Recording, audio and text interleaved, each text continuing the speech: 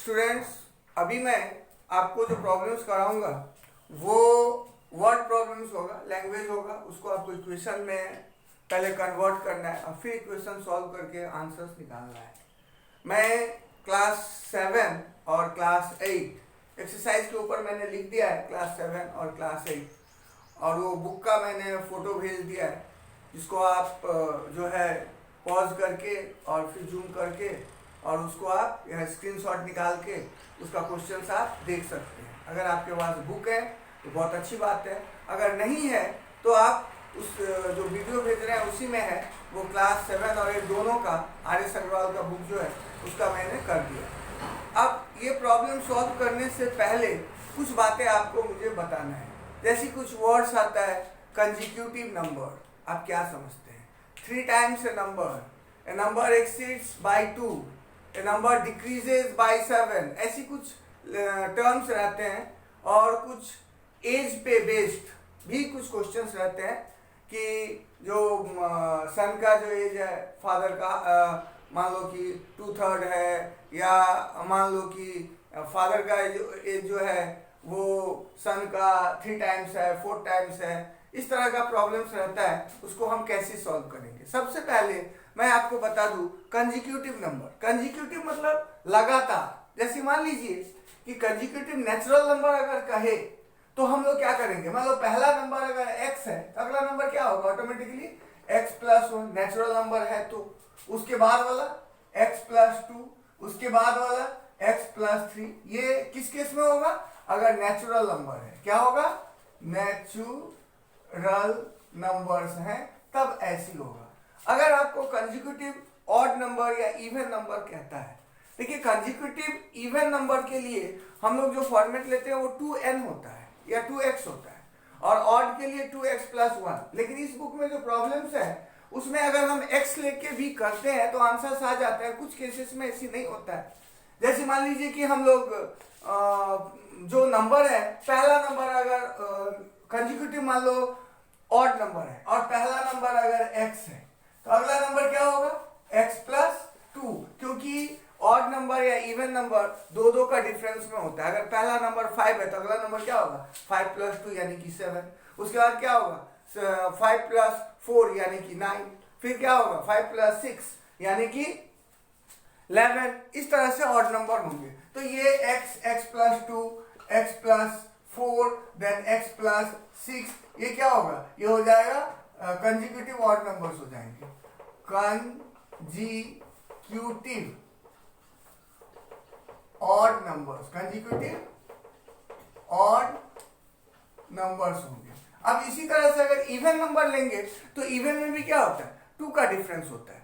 तो उसको भी हम लोग ऐसे लिख के चल सकते हैं कि let the first number be x, then the next number is x+2 and the next number is x+4। उसमें भी 2 का डिफरेंस होता है, इसलिए उस केस में भी हम लोग x+2, x+4 इस तरह से हम लोग ले सकते हैं। ये आपको कंजिक्यूटिव क्या हो जाएगा? कंजिक्यूटिव इवन नंबर्स, उस केस में भी हम लोग ये लेके प्रॉब्लम सॉल्व कर सकते हैं। फिर कभी कभी रहता है कि नंबर इज 2 टाइम्स या डबल या ट्वाइस, तो उस केस में क्या होगा? अगर नंबर x है तो वो क्या होगा? अगर 2 टाइम्स है, 2 टाइम्स है तो ये कितना हो जाएगा? ये हो जाएगा 2x। अगर नंबर 4 टाइम्स है, अगर नंबर x है और यहां बोले 4 टाइम्स तो क्या होगा? 4x होगा। ये बात सब आपको समझ में आना चाहिए। फिर मान लीजिए नंबर इज 2 मोर, अगर मान लो 2 मोर है तो अगर नंबर अगर x है तो 2 मोर क्या होगा? x+2। अगर नंबर अगर x है और कहे 5 मोर तो क्या होगा?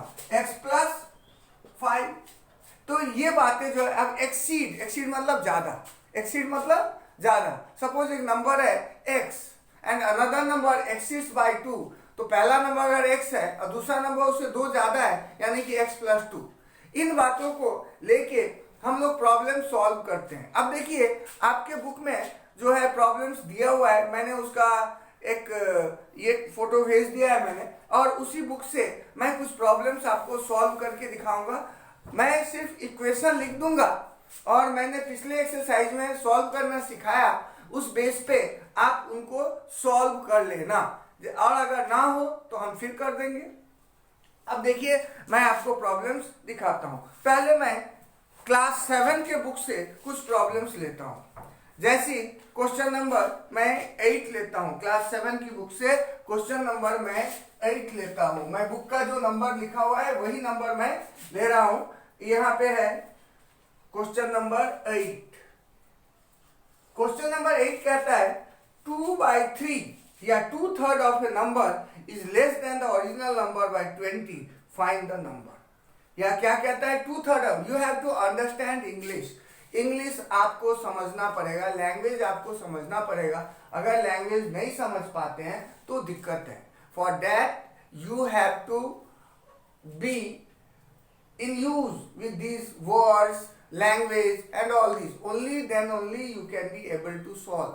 नहीं तो सॉल्व करना मुश्किल हो जाएगा। अगर आप लैंग्वेज नहीं समझते हैं तो मुश्किल हो जाएगा। मैं हिंदी में आपको इसलिए बताता हूँ कि कम से कम आप समझ जाए। Otherwise I should explain in English but I am not explaining in English, क्योंकि आप हो सकता है कि नहीं समझे। तो इसलिए क्योंकि मुझे समझाना है, मुझे इंग्लिश नहीं पढ़ाना है, इसलिए मैं आपको हिंदी में समझाता हूँ। और इंग्लिश भी इसलिए जरूरी है क्योंकि आपको लिखना तो इंग्लिश में ही है, लैंग्वेज आपका इंग्लिश ही होगा, तो इंग्लिश में लिखना है। And being a English medium school, being a student of English medium, you have to write in English only.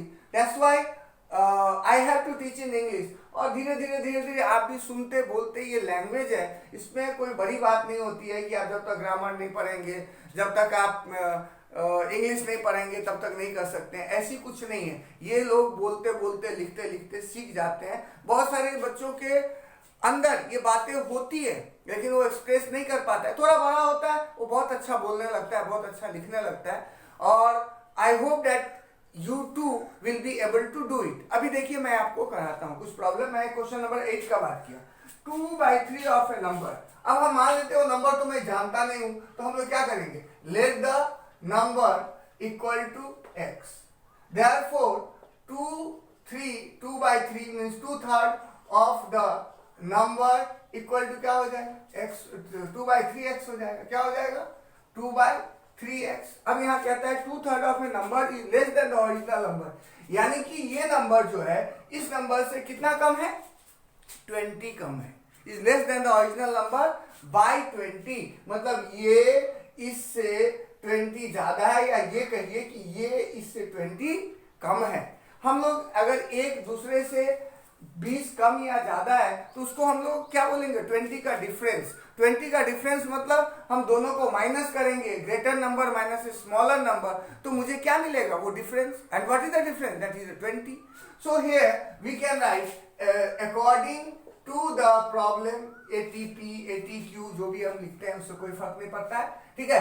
According to the problem, इस दोनों में कौन बड़ा है, ओरिजिनल नंबर बड़ा है, और ये जो 2/3 ऑफ द नंबर जो है ये 20 लेस है। तो according to the problem x minus 2/3x equal to 20। तो हम लोग इसको क्या करेंगे, सॉल्व करेंगे। सॉल्व करेंगे तो कैसे करेंगे, यहाँ कुछ नहीं है माने 1 है, तो हम लोग यहाँ पे दिस इंप्लाइज टू या और लिखेंगे। एलसीएम कितना आएगा, 3, तो ये हो जाएगा 3x minus 2x equal to 20, और 3x माइनस 2x कितना होगा, 1/3 x इक्वल्स टू 20, और x इक्वल्स टू, यहाँ पे क्या करेंगे हम लोग, 20 इंटू 1/3 था तो हो जाएगा 3/1, नीचे 1 हम नहीं लिखते हैं इसलिए, और x इक्वल्स टू कितना हो जाएगा, 60। आपने दिस इंप्लाइज टू मैंने लिखा है पहला में, तो सब में दिस इंप्लाइज टू का ही साइन डालेंगे। आपको जो समझ में आता है वो लिखिए, इसमें कोई दिक्कत नहीं है। और लिखिए दिस इंप्लाइज टू, लेकिन आधा और लिखना, आधा दिस इंप्लाइज टू, वो अच्छा नहीं लगता, इसलिए मैंने सेम कर दिया। तो x equal to 60, therefore the original number equal to कितना हो गया, 60 हो गया। ओरिजिनल नंबर 60 हो गया। अब देखिए मैं एक दूसरा क्वेश्चन बनाता हूं, क्वेश्चन नंबर 11। क्वेश्चन नंबर 11 क्या कहता है, इसका मैं सॉल्व नहीं करूंगा, सिर्फ इक्वेशन बना दूंगा। The fifth part of a number when increase by 5 equal is fourth part decrease by 5, find the number. अब देखिए fifth part of a number मतलब let the number be, let the number equals to x। Therefore, fifth part of the number, FIFTH, fifth part of the number equals to x by 5 equals to the fifth part of a number when increased by 5 is equal to its fourth part. Fourth part of the number क्या हो जाएगा? Fourth part of the number equals to x by 4. अब question क्या कह रहा है? The fifth part of a number increased by 5. According to the problem, fifth part x by 5 plus 5 increased by 5 is equal to its fourth part decreased by 5. तो fourth part क्या है? x by 4. ये किसके बराबर है? Fourth part decrease by 5 मतलब -5 decrease कर दिया मैंने। अब इसको अगर आप सॉल्व करते हैं इस इक्वेशन को तो जो नंबर x आएगा वो आपका आंसर हो जाएगा। आगे अगला क्लास में मैं आपको फिर से और कुछ प्रॉब्लम्स बताऊंगा।